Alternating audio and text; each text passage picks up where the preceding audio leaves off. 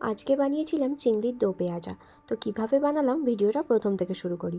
দেখছিস কেন ভিডিও বানাবি না? ফোন দেখিনি, আমি মাছ ছাড়ানোই দেখছিলাম। পারবি না ছাড়াতে?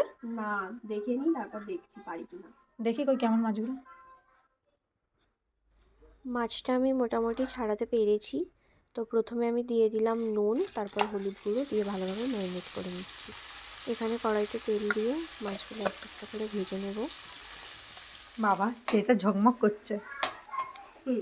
ওই খুন্তিরে রোদ পড়েছে।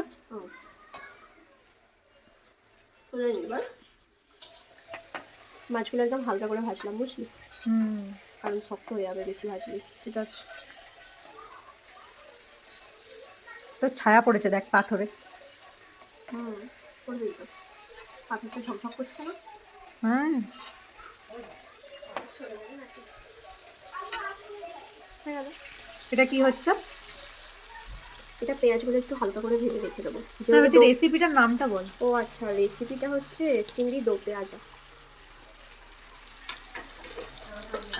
টমেটোটাও হালকা করে ভেজে নেবো।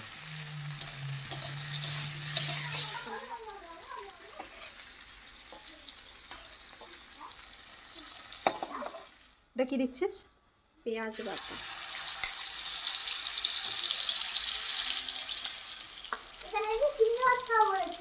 হ্যাঁ হচ্ছে তো, চিংড়ি মাছ রান্না করছি।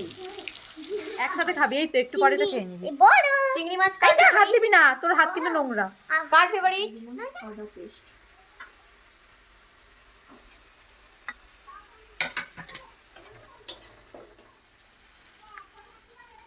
Tomato paste.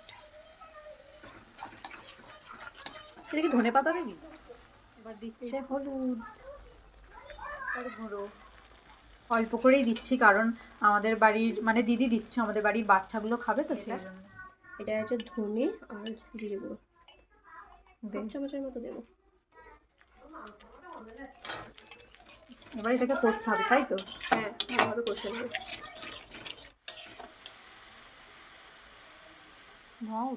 মশলা থেকে তেল ছেড়ে দিয়েছে আর ভালোভাবে কষানোও হয়ে গেছে।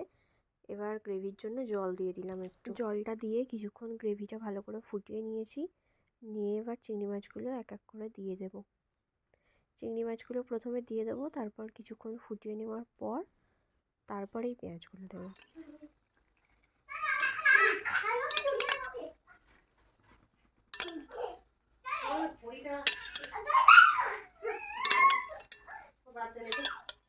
এখানে দিয়ে দিলাম 2টো সেরা কাঁচা লঙ্কা। এরপর কিছুটা ধনে পাতা কুচি উপর থেকে দিয়ে দিলাম। বাজারে গেলে মনে হয় এটা ওটা নিয়ে নি। ভেটকি কিছু ছোট ছিল মনে হচ্ছে, ফুলকপি আছে, ভেটকিটা কিন্তু 2 রকম মাছ আছে। চিংড়ি মাছটা খুব সুন্দর দেখতে হচ্ছে তো। চিংড়ি উঠেছে, আমাদের চিংড়ি উঠেছে। এটা কি ননি? এটা কি তোর ননি? হ্যাঁ, ওটা আমারই। আমার তো দিচ্ছে বল। তুই ওরকম করিস না। কেমন হয়েছে রে চিংড়ি মাছটা? ভালো হয়েছে। ননি কেমন হয়েছে? ননি চিংড়ি মাছটা অল্প করে ভালো। ভালো হয়েছে।